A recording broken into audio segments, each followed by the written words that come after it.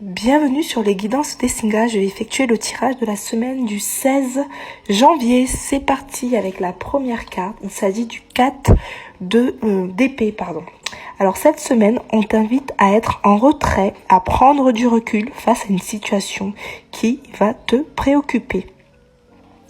Avec le valet de coupe, il semble que tu vas être en contact avec un jeune homme, une personne qui est amenée à te rendre service. Il s'agit d'une personne que tu connais déjà. Ensuite, avec la lune, on observe que dans la semaine, certains d'entre vous seront amenés à voyager.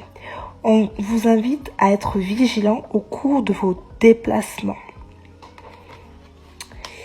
Ensuite, avec le 2 de denier, cette semaine, vous êtes invité aussi à mettre en valeur vos potentiels, vos talents.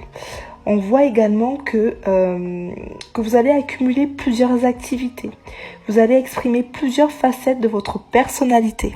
Ça va être assez riche en termes justement de positionnement. Vous aurez peut-être beaucoup d'idées qui vont vous traverser. Vous aurez peut-être beaucoup d'activités aussi que vous aurez envie de faire. Et avec la carte du diable, on vous invite à être vigilant. On vous met en garde de ne pas être dans l'excès au risque de vous trouver dans une situation embarrassante, voire dans l'illégalité.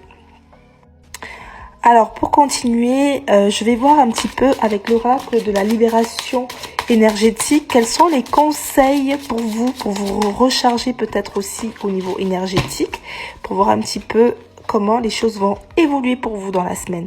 On parle de médiumnité. Alors, il y a des possibilités que parmi vous, il y ait des personnes qui vont débloquer des capacités médiumniques au cours de leur sommeil et qui vont plus tard, en période d'été, justement avoir beaucoup plus accès à leurs capacités extrasensorielles.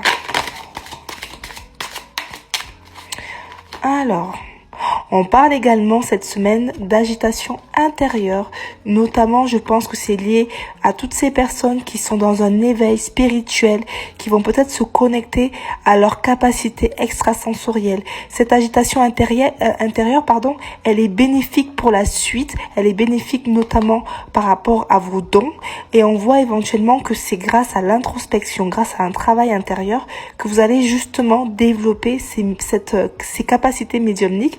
Et ça sera vraiment quelque chose de bénéfique pour vous, notamment cet été.